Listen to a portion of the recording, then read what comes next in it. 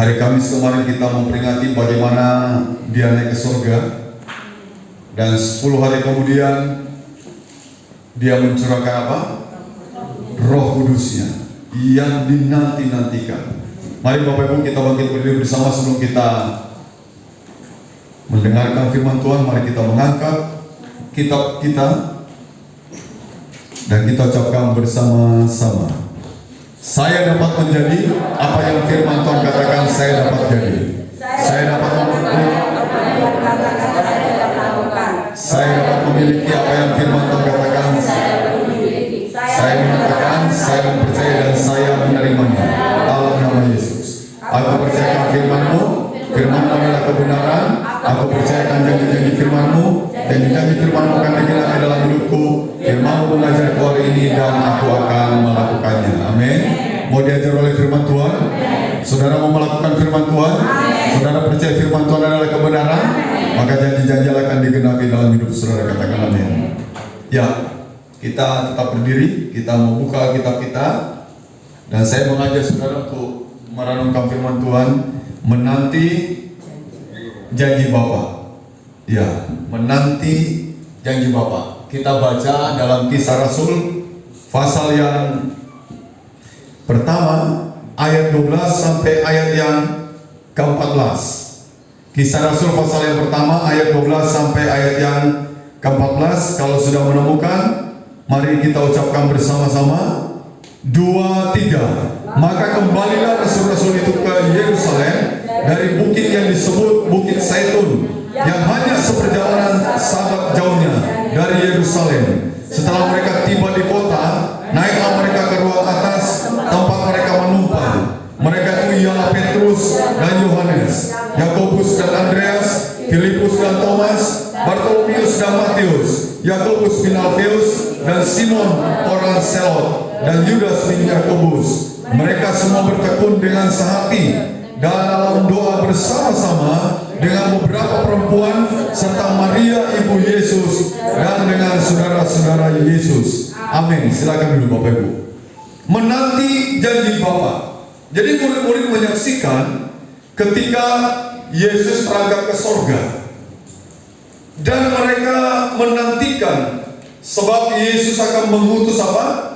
Roh Kudus ke tengah-tengah mereka, memimpin mereka, membawa mereka kepada seluruh kebenaran. Itulah sebabnya saudara-saudara, ketika Yesus naik ke sorga, mereka berkumpul di suatu tempat, di kamar loteng, di Yerusalem. Mereka menantikan apa? Janji Bapa. Mereka menantikan janji Bapa. Saudara-saudara, namanya menanti. Wah, kadang-kadang orang tidak sabar menanti. Ya, kita kepingin cepat kalau bisa, jangan lama-lama. Nah, itu kadang-kadang terjadi dalam hidup kita, menanti. Nah, saudara-saudara, Bapak Ibu, kalau kita menanti sesuatu, apalagi yang kita nantikan itu sesuatu yang berharga, sesuatu yang benar-benar kita butuhkan, maka saudara, bagaimana sikap kita di dalam menanti itu? Apakah kita antusias atau kita pesimis? Kita optimis atau kita pesimis? Saudara, Tuhan bilang gini, nanti akan aku mengutus apa? Roh Kudus di tengah-tengah. Roh Kudus ini yang akan memimpin hidupmu, yang memberikan kekuatan kepadamu, memberi penghiburan, mengajari kamu berdoa, mengajari kita berkata-kata di dalam menghadapi masalah. Roh Kudus membawa kamu kepada seluruh kebenaran Allah. Ya, ini yang dinantikan saudara. Ini yang dinantikan. Dan saya berharap kita semua menanti janji-janji Tuhan itu dengan antusias, dengan optimis. Amin. Amin.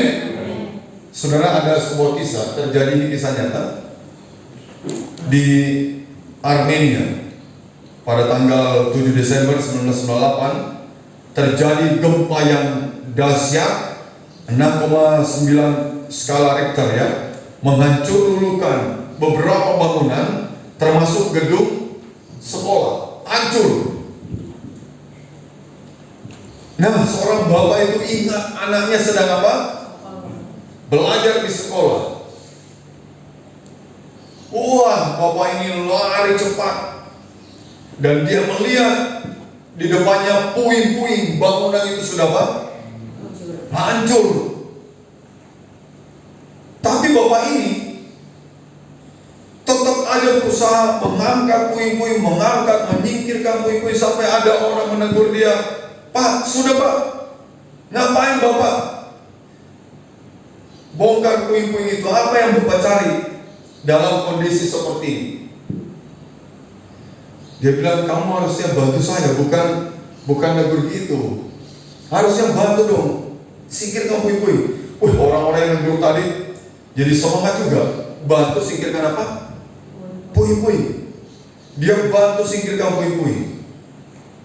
Dan ketika bekerja 18 jam, bapak ini tidak menyerah, menyingkirkan apa?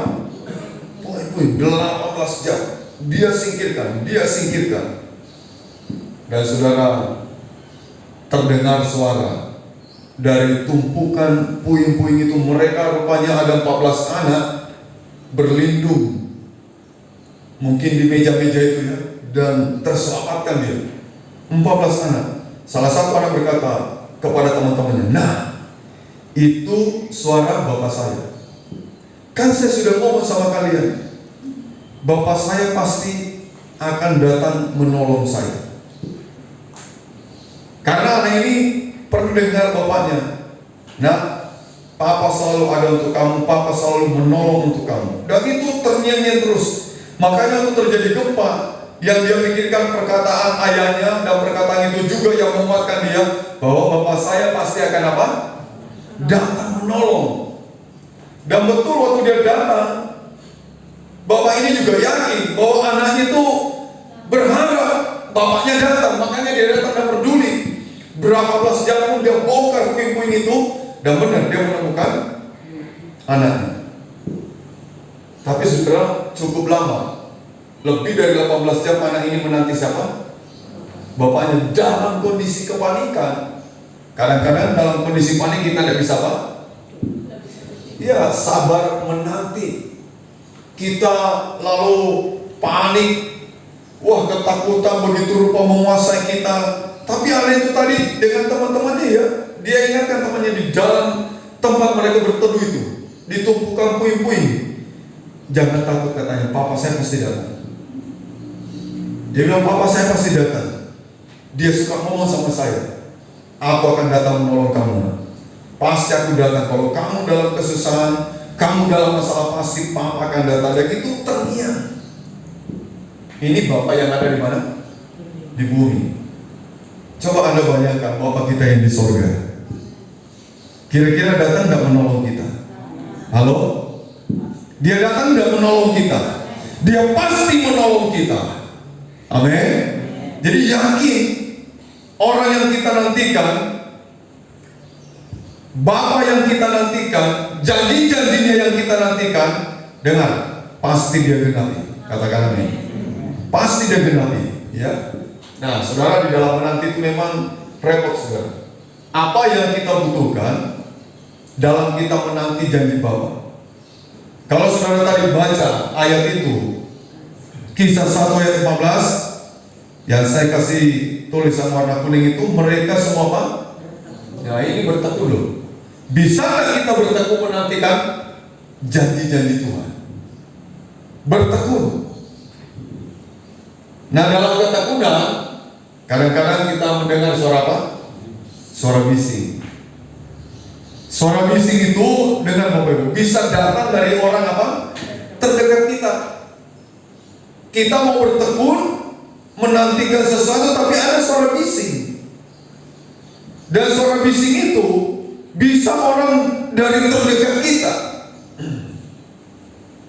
Mungkin dia suami kita, mungkin dia istri kita, mungkin dia anak kita, mungkin dia orang tua kita, mungkin dia mertua kita, mungkin sahabat karib kita, atau tetangga kita, teman kita, atau siapa saja orang yang terdekat dengan kita. Bisa mengeluarkan suara apa? Bising. Sementara kita sedang apa? bertekun nih. Apa sih yang kamu tekuni? Yaitu suara bising. Ngapain kamu bertekun?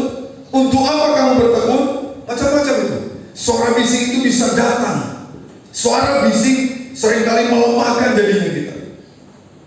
Bisa juga datang dari orang yang tidak suka dengan kita, atau musuh yang memusuhi kita, atau lawan kita. Ya, kadang-kadang datanglah dari orang yang tidak suka. Nah, ayo coba lihat, mau seberapa lama dia bertekun itu, mau seberapa lama dia udah ekonominya hancur, porak-poranda, mau bertekun seperti apa dia. Itu loh, suara-suara bising bisa datang dari orang yang tidak suka dengan kita. Tapi saudara jangan malas ya. Halo, di medsos kan gitu kadang-kadang. Udah, abaikan aja yang gitu-gitu. Suara kita harus menjadi suara yang memberkati orang. Amin. Amin. Bukan mengeluarkan suara apa? Bising. Orang mengeluarkan suara bising untuk kita, biarin aja. Suara bising kan ada. Kita seringkali untuk apa? Telinga. Aduh, gak enak, ganggu, tidak nyaman. Dan suara itu bisa datang dari orang terdekat kita. Bayangkan kalau tiap hari kita dengar suara bising dalam rumah kita, enak gak? Halo? Wah, gak nyaman. Kalau mic yang saya pakai nih selalu bunyi nih, sambil saya ngomong ada feedbacknya nih, enak gak di telinga nih? Perih Bapak Ibu, gak enak. Dan itu bisa datang dari orang terdekat kita. Juga orang yang tidak suka dengan kita. Bahkan dia bisa datang dari siapa? Dari iblis. Bisa datang dari iblis. Ya, mengintimidasi kita, melemahkan kita, menunjuk-nunjuk kita, kamu siapa sih? Kamu kan itu orang berdosa. Untuk apa kamu bertekun? Dan macam-macam. Ya, dalam menanti ini kita ketemu dengan suara apa? Bising yang mengganggu. Suara bising Bapak Ibu, itu gangguan. Ya, jadi suara bising itu gangguan bagi kita. Coba kita baca dalam Ayub 2 ayat 9. Tolong. Ayub pasal yang kedua, ayat yang ke-9. Ayub pasal 2 ayat yang ke-9. Ya. Maka berkatalah istrinya Dengar. kepadanya. Maka berkatalah siapa? Istrinya kepadanya. Masih bertekunkah engkau Masih bertekunkah engkau dalam kesalehan? dalam kesalehanmu? Kutukilah Lihat nih. Allahmu dan Kutukilah Allahmu dan matilah. matilah. Enak gak itu suara? Suara bising ini orang lagi bertekun di dalam menghadapi penderitaannya. Tiba-tiba orang terdekat dia, istrinya berkata, apa tadi? Masih bertekunkah engkau dalam kesalehanmu? Kutukilah dia. Bayangkan, nyuruh untuk siapa? Allah. Dan kamu mati aja, buat apa kamu bertekun? Ini suara bising yang mengganggu telinga kita. Sementara Ayub mau bertekun, menghadapi penderitaannya, menghadapi tantangan hidupnya, menantikan janji Bapa. Tapi suara bising itu datang. Halo istri-istri, pernah nggak memberi suara bising kepada suami?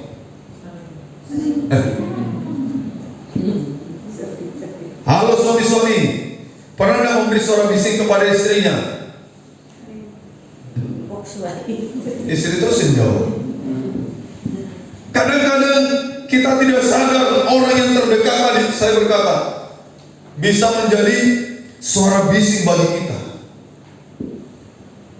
Siapa dia? Ayub, istrinya Ayub. Istrinya Ayub. Apakah kamu masih bertekun? Lihat kondisimu Ayub. Masih mau bertekun dalam kesalehan. Ayub itu kan disebut oleh Tuhan. Ayub itu orang yang apa? Saleh, jujur, takut akan Tuhan, menjauhi kejahatan. Tapi terus istrinya berkata, masih mau kamu bertekun?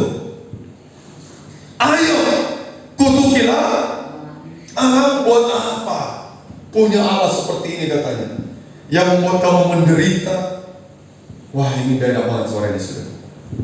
Orang lagi bertekun, dia akan suara kayak gini. Aduh. Ya, dan matilah. Orang kok disuruh apa? Hairil Anwar aja mau hidup berapa lama? 1000 tahun. Tapi Ayub disuruh apa? Matilah. Matilah. Dah kutuki Allah dan kamu matilah. Saya minum dulu ini karena di sini ada aqua, maka ya di demo dulu demo.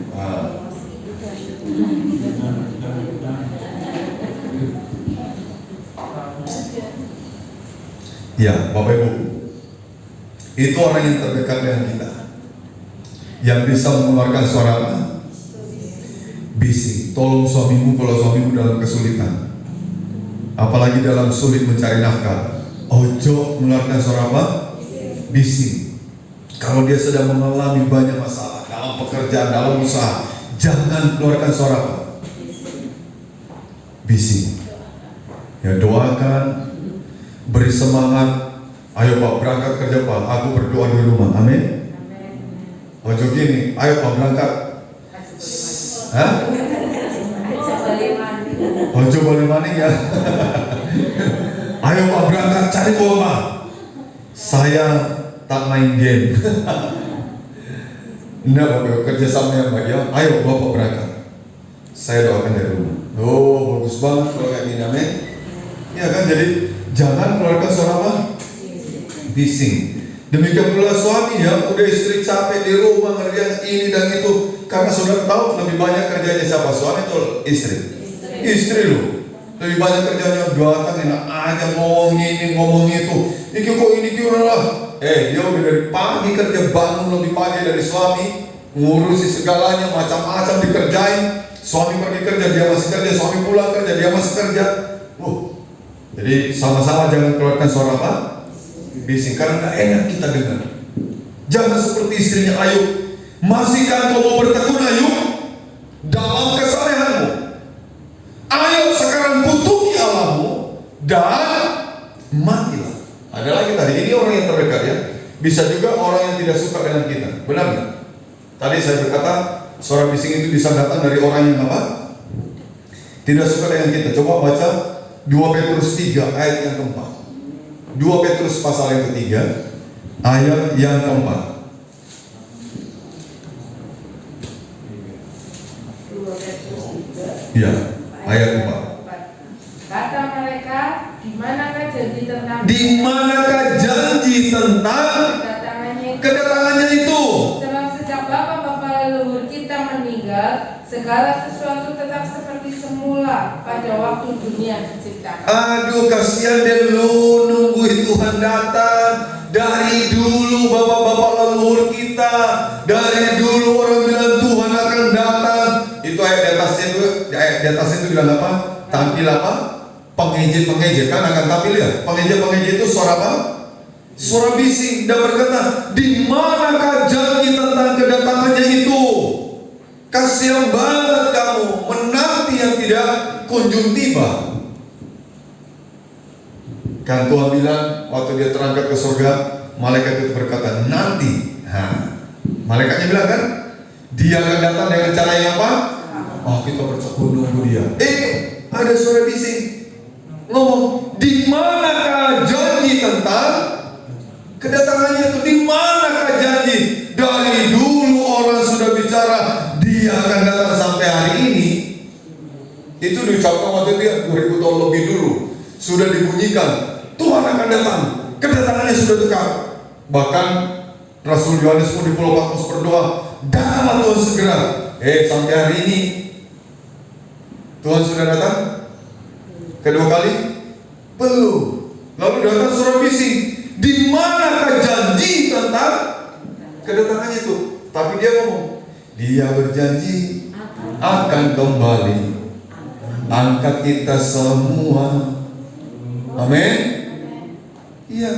Tapi saudara, tidak gampang waktu kita bertekun menantikan janji Bapa itu.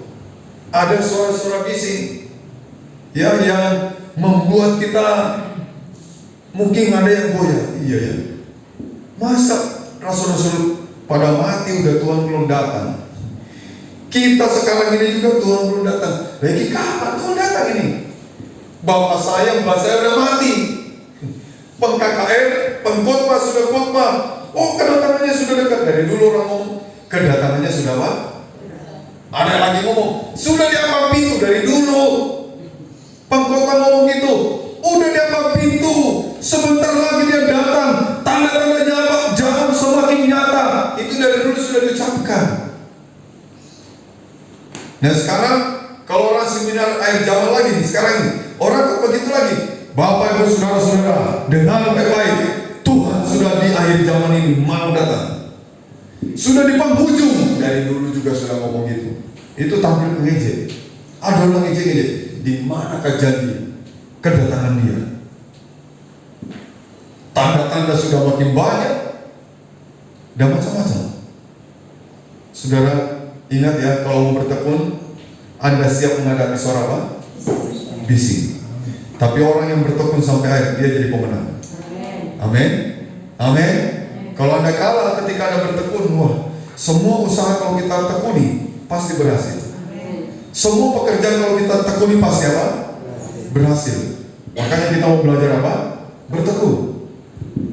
Coba, itu orang yang tidak suka dengan kita mengeluarkan suara bising. Tadi juga bisa dari siapa? Iblis. Dari iblis dia ngomong apa? Dalam Kejadian 3 ayat yang keempat. Kejadian pasal yang ketiga ayat yang keempat. Kejadian pasal 3 ayat yang keempat. Tetapi ular itu berkata Ya. kepada perempuan itu, sekali-kali kamu tidak akan mati. Amin. Oh, Tuhan mau apa? Kamu akan mati. Kalau kamu makan buah pengetahuan yang baik dan yang buruk, kamu akan mati. Tapi suara bising itu datang yang dibawa oleh iblis. Sekali-kali kamu tidak akan mati. Wah, bingung gak kita? Ini yang benar yang mana? Tuhan bilang kamu akan mati. Setannya bilang tidak, kamu tidak akan mati. Kamu tidak akan mati. Makan aja. Waduh, buahnya menarik, memikat, sedap rasanya. Dan suara itu kuat. Bicara, enggak, kamu tidak akan mati. Makan aja. Malah kamu akan tahu, matamu akan terbuka. Wah, ini suara-suara yang mengganggu benar. Saudara, orang kalau mau maju ya, kadang-kadang ada hambatan nih. Ada gangguan ya. Kadang kita digodai orang, oh saleh banget kayak ustaz, macam-macam, pendeta. Ya, mungkin gitu ya, saleh. Saya pernah digodain gitu sama teman-teman. Oh, Pak Pendeta, belum jadi pendeta, saya jadi kaum muda waktu itu ke gereja. Wah, gereja mana ya Pak Pendeta ya? Diganggu gitu. Ternyata benar, saya jadi pendeta. Nah, luar biasa. Ya, jadi perlu bertekun saudara dalam menanti apa? Dan siap menghadapi suara bising. Memang suara bising itu saudara gangguan supaya kita berhenti bertekun. Suara bising itu gangguan supaya Anda dan saya berhenti apa? Bertekun. Gangguan supaya kita tidak fokus pada janji Bapa. Gangguan supaya kita mengalihkan perhatian bukan lagi pada janji Tuhan dan bukan pada perintah Tuhan. Perintah Tuhan kepada Adam dan Hawa, jangan makan buah itu kalau kamu tidak mau mati. Tapi iblis bilang makan, kamu tidak akan apa? Bahkan dia berkata sekali-kali, yakin banget, sekali-kali kamu tidak akan mati. Ini gangguan suara bising. Tapi Anda harus lewati, amin. Suara bising itu tidak akan pernah berhenti mungkin, selalu terdengar. Tapi berjalanlah terus. Apa itu? Pepatahnya itu? Anjing menggonggong, kafilah berjalan terus. Ya, ada orang karena mendengar suara bising itu bingung sendiri. Seorang bapak dan anak pergi beli kuda. Ya, kuda muda gitu ya, tangguh. Dari tempat jauh dia belinya. Terus dia nuntun kudanya. bersama bapaknya. Tetangga-tetangga yang dia lewati, desa-desa yang dilewati orang bilang gini, wah iki orang tua bodoh banget, beli kuda kok udah dinaiki, malah dia apa? Dituntun. Dia dengar. Udah. Dia suruh anaknya yang nuntun, bapaknya yang naik. Loh, anaknya nuntun, dia masuk ke desa lain, dia bilang gini, wah ini bapak di mana kasihnya sama anaknya? Masa anaknya suruh nuntun kuda dia di atas? Dia dengar lagi, aduh, kepriwe nih jalan. Dia turun, anaknya suruh naik, kamu nak yang naik. Masuk desa satu, orang lihat lagi, dasar anak tidak tahu ngabdi sama orang tua katanya. Bapaknya suruh melaku, dia enak-enak di atas apa? Kuda. Wah, dia ini salah kabeh. Turun lagi. Dan akhirnya dia bikin ini, kita dua-dua naik aja. Dia dua-dua naik. Bapaknya dengan anaknya naik kuda. Begitu sampai di satu desa lagi, orang-orang pada bilang nunjuk semua. Orang tidak beri kehewanan. Kuda masih muda ditunggang orang dua. Aduh, stres enggak? Itu suara bising itu. Yang mana yang kita lakukan? Dia bilang, nak, kita gendong kudanya. Dia angkat kudanya, dia panggil kudanya. Pergi ke desa namanya. Sampai di satu desa orang bilang, ini udah gila. Kuda kok bisa jalan kok digendong berdua. Nah itu mau gimana coba? Ya itu loh, suara bising itu seringkali mengganggu di telinga kita. Supaya kita apa? Terganggu, berhenti bertekun, terganggu, supaya tidak fokus pada janji Bapa, terganggu, supaya kita alihkan perhatian kita pada janji Bapa, dan kita tidak mendengarkan apa yang Bapa perintahkan pada kita. Bapa perintahkan kamu menunggu di kamar loteng Yerusalem. Tunggu janji Bapa di sana, dan aku akan curahkan apa? Roh Kudus. Coba kalau murid-murid terganggu, tidak ada yang mau menunggu di kamar loteng, tidak ada yang menunggu di sana. Mereka pulang semua aja ke kampung masing-masing mungkin. Tapi mereka bertekun di sana, menantikan janji Bapa. Nah, saudara, apa lagi yang kita tadi katakan? Dalam ayat yang ke-14 tadi, mereka semua bertekun dengan apa? Dengan sehati. Perlu nggak sehati? Oh iya, sehati. Waduh, sehati, sepakat. Jadi ada konsep yang sama, ada fokus yang sama, ada tujuan yang sama. Ini namanya orang apa? Sehati. Ini namanya orang sepakat. Sepakat menantikan, sehati menantikan janji Bapa di mana? Di kamar loteng Yerusalem. Mereka menunggu di sana, menanti di sana sampai janji itu digenapi. Mereka sehati, mereka berkumpul. Mereka tidak mau pergi, tidak mau meninggalkan kamar loteng. Murid-murid itu. Tapi yang lain pulang. Tapi rasul-rasul yang disebut namanya tadi, mereka di sana dengan apa? Bertekun dengan sehati. Dan saudara tahu, orang sehati, orang sepakat itu berdampak besar. Katakan amin. Kalau saudara sepakat sehati itu berdampak besar. Dalam Matius 18 ayat 19 dikatakan, jika dua orang daripadamu di dunia ini sepakat meminta apapun juga, permintaan mereka itu akan dikabulkan oleh Bapakku yang di sorga. Sehatilah dalam rumah tanggamu.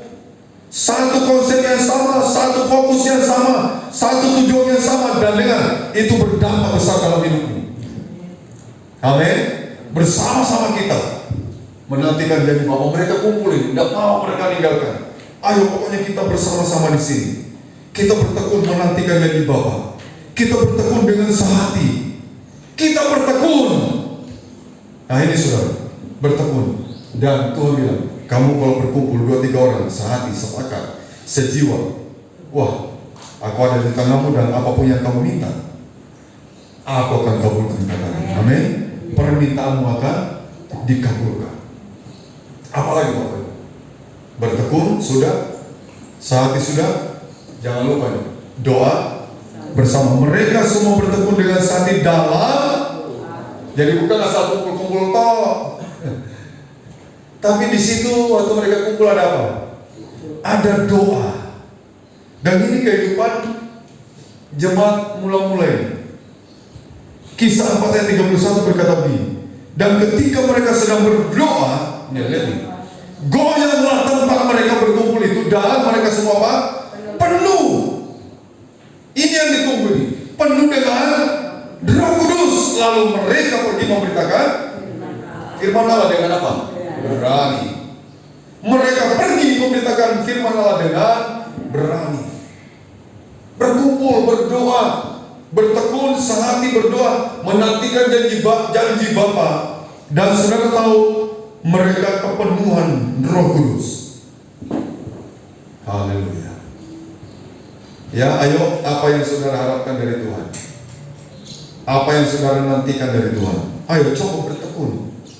Amin. Amin. Coba dalam keluarga sehati, suami istri anak, sekeluarga sehati. Ayo kita bertekun bersama. Ayo kita sehati bersama. Dan jangan lupa, ayo kita doa bersama. Nanti saudara melihat janji-janji Tuhan digenapi dalam hidup. Ya, janji-janji Tuhan digenapi dalam hidup. Mari berdiri bersama-sama.